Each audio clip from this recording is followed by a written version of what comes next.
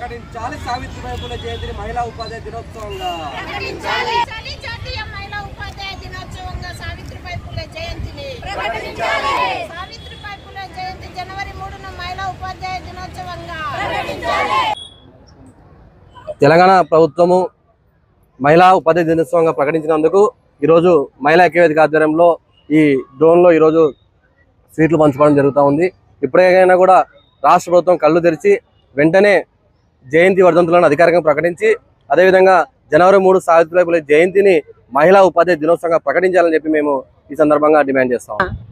జనవరి 2 తెలంగాణ ప్రభుత్వము ఆ రాష్ట్ర ముఖ్యమంత్రి సీఎం రేవంత్ రెడ్డి గారు జనవరి 3 సావిత్రిబాయి పూలే జయంతిని రాష్ట్ర మహిళా ఉపాధ్యాయ దినోత్సవంగా ప్రకటించడం పట్ల ఎస్సీ ఎస్టీ బీసీ మైనార్టీ మహిళా ఐక్యవేదిక అలాగే ఎస్సీ ఎస్టీ బీసీ మైనార్టీ విద్యార్థి సమాఖ్య హర్షం వ్యక్తం చేస్తూ ఉన్నాము.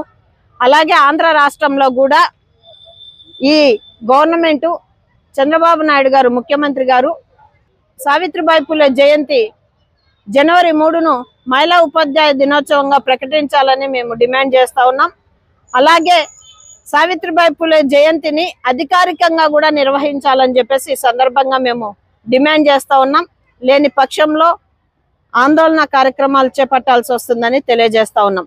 నిజంగా మహిళల పట్ల చిత్తశుద్ధి ఉంటే, మహిళల పట్ల వివక్షత లేకుంటే భారతదేశం మొట్టమొదటి మహిళా ఉపాధ్యాయురాలు చదువుల తల్లులైనటువంటి సావిత్రిబాయి పూలే ఫాతిమా షేక్ల జయంతులను అధికారికంగా నిర్వహించి జనవరి 3ను మహిళా ఉపాధ్యాయ దినోత్సవంగా ప్రకటించాలని చెప్పేసి డిమాండ్ చేస్తా ఉన్నాం. పట్నం Rajeshwari SC ST BC minority మహిళా ఐక్యవేదిక. జనవరి 3 చదువుల తల్లి సావిత్రిబాయి పూలే జయంతిని మహిళా ఉపాధ్యాయ దినోత్సవంగా జరిపించాలని చెప్పి అదేవిధంగా జయంతి వర్ధంతులను అధికారికంగా ప్రభుత్వం నిర్వహించాలని చెప్పి ఎస్సీ ఎస్టీ బీసీ మైనార్టీ మహిళా ఐక్యవేదిక మరియు బీసీ ఎస్సీ మైనార్టీ సమైక్య కుల సంఘాలు ప్రజా సంఘాలు ఎన్నో రూపాల్లో దాదాపుగా ఒక 20 సంవత్సరాల నుంచి దశాబ్దాల నుంచి పోరాటం చేస్తున్నప్పటికీ కూడా కేంద్ర రాష్ట్ర ప్రభుత్వాలు నిమ్మకు నీరెత్తినట్లు వ్యవహరిస్తున్నారు.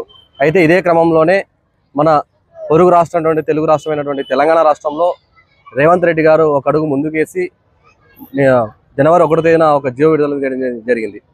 ఈ జీవో ప్రకారం జనవరి 3 సావిత్రిబాయి పూలే జయంతిని తెలంగాణ రాష్ట్ర ప్రభుత్వము మహిళా ఉపాధ్యాయ దినోత్సవంగా ప్రకటించడం జరిగింది. కాబట్టి ఆ తెలంగాణ ప్రభుత్వాన్ని ఆదర్శంగా తీసుకొని ఇక్కడ కూడా చంద్రబాబు నాయుడు గారు వెంటనే ఆంధ్రప్రదేశ్లో కూడా జనవరి 3 సావిత్రిబాయి పూలే జయంతిని అధికారికంగా మహిళా ఉపాధ్యాయ దినోత్సవంగా జరిపించాలని చెప్పి ప్రకటించాలని చెప్పి జీవో తీసుకురావాలని చెప్పి మేము ఈ సందర్భంగా డిమాండ్ చేస్తా ఉన్నాము.